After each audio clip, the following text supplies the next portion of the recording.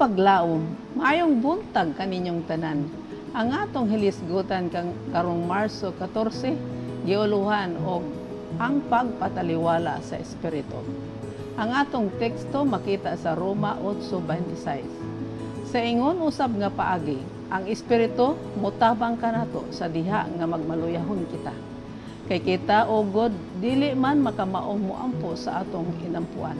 Apan ang Espiritu mao ang mangunay sa pagpangamuyo alang kanato. Uban ang paglaglom nga pag-agulo nga dili arang malitok sa pulong.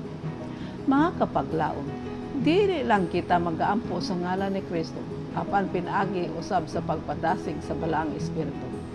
Kini maoy nagapasabot kung unsay kahalugan nga ang Espiritu maoy mangunay sa pagpangamuyo alang kanato uban sa lalom nga pag-agulo nga dili malitok sa pulong. Sama niini nga pag-ampo ang gikahimutan sa Dios nga tubagon. Kung sa matinud-anon og pagkamainiton magaampo kita sa ngalan ni Kristo, anaan nini ang kusog gikan sa saad nga Dios, sa saad sa Dios nga siya magatubag sa atong pag-ampo. Sa hilabihan ka madagayaon, labaw pa sa atong gipangayo o ginahuna-una. Ang balaang Espiritu igahatag ni adtong nagapangita sa iyang gahom o grasya o magatabang sa atong mga kaluyahon kung kita makigsulti sa Dios. Ang langit abli sa atong mga paghangyo o kita ginadapit sa pagpaduol sa trono sa grasya aron makadawat kitag kaluoy o makakaplag kitag grasya nga makatabang kanato sa panahon sa atong panginahanglanon. Hebrehanon 14:16. Kita magaduol uban sa pagsalig o pagtuo nga atong madawat ang maong butang nga atong ginapangayo kaniya. Makahimo kita sa pagtugyan sa atong mga kalag sa Dios nga maoy matinumanon nga manlalalang. Dili tungod kay kita walay sala, apan tungod nga si Jesus nagpakamatay aron luwason kanang masalaypon nga mga linalang sama kanato. Ug sa ingon mapahayag ang iyang pagtan-aw sa bili sa tawhanong kalag. Mahimo nga kita makapahulay diha sa Ginoo, dili tungod sa atong mga kaugalingong katakos, kundi dili tungod sa pagkamatarong ni Kristo nga gipahinungod kanato.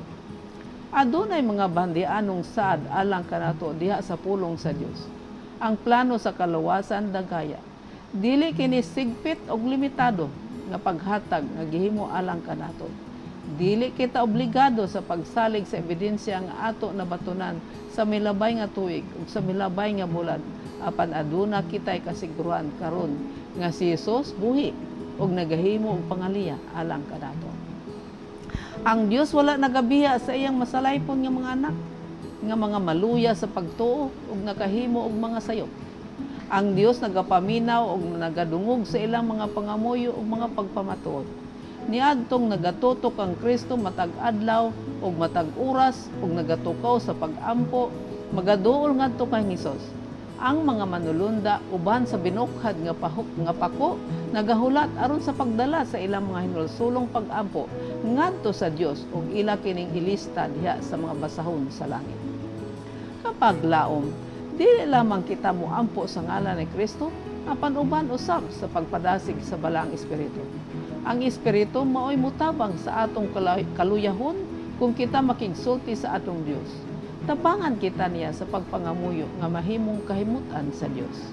Ang Dios wala nagapabaya sa iyang mga masalaypong mga anak ug maluyahon sa pagtuo. Kadtong mututok ang Hesus matag adlaw-adlaw ug magtukaw sa pag-ampo, kini sila magapaduol kang Hesus ug ang mga manulunda sa langit magadala sa ilang mahinulsulong mga pag-ampo ngadto sa Dios. Mag-ampo kita. Dios ug mahigugmaon na nga man sa namong Aman sa langit, salamat nga ang balaang Espiritu nagatabang kanamo nga maluyahon sa pagtuo ug makasasala. Siya mangunay sa pagpangamuyo alang kanamo. Kung ang amo mga bibig dili makalitok tungod sa tumang kagool ug kahigwaos, nagaampo kami Ginoo. Nga tabangan mo kami, nga among mabuntog ang mga butang na nagababag sa among pag-ampo kanimo. Sa ngalan ni Jesus. Amen.